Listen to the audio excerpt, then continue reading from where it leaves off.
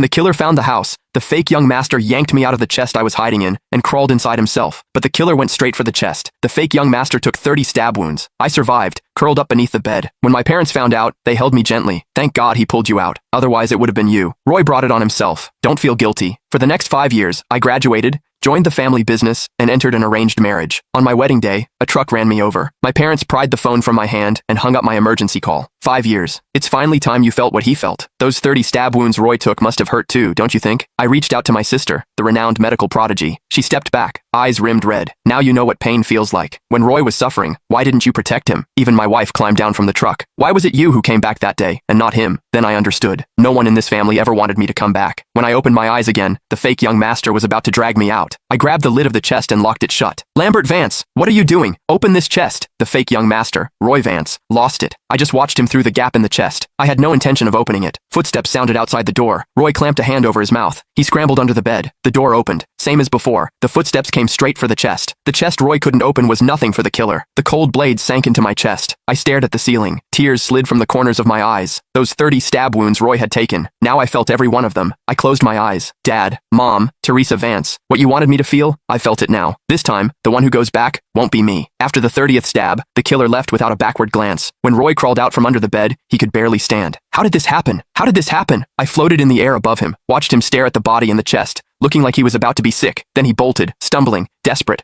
running home to beg our parents for help. I watched his staggering figure disappear. A bitter laugh escaped me. This time, they'd finally get what they always wanted. I had always believed that as the Vance family's real son, lost for 20 years, the fact that I survived should have meant something, that my family would at least be relieved. It wasn't until the moment I died that I realized this family had never been mine, and no one, not a single person, had ever wished that I was the one who came back. Sure enough, the instant they saw it was Roy stepping off the vehicle, the whole family's eyes went red with tears. No scanning the road like last time, no hesitation. They threw themselves at him without a second thought, pulling Roy into their arms. Roy's safe. Oh, you scared mommy half to death. It wasn't fair. In my previous life, the first thing they'd asked me was where my brother was. Only after Teresa checked Roy over and confirmed he wasn't hurt, did the family finally exhale. Then, someone glanced toward the vehicle. Where's your brother? Why didn't he come back with you? Roy's gaze flickered. When the intruder came, he shoved me forward and jumped out the window to save himself. What? Mom's hands rested on Roy's shoulders. The worry on her face curdled into a sigh of disgust. That's exactly the kind of thing he'd do. I froze in midair. I turned to look at the others. Dad's expression went cold. I knew he had some issues with Roy, but this is beyond the pale. I thought he was just being difficult. I never imagined he was capable of something this inhuman. Teresa said nothing. She simply steadied Roy's trembling body. Let Roy rest first. I drifted to the doorway of Roy's room. From inside came the muffled sound of a phone call. What kind of hitman did you hire? He just walked in and started stabbing without even checking who it was. This was supposed to be an act. He was supposed to puncture the blood packs I was wearing so it'd look like that bastard hired someone to kill me. Now the guy's actually dead. How am I supposed to clean this up?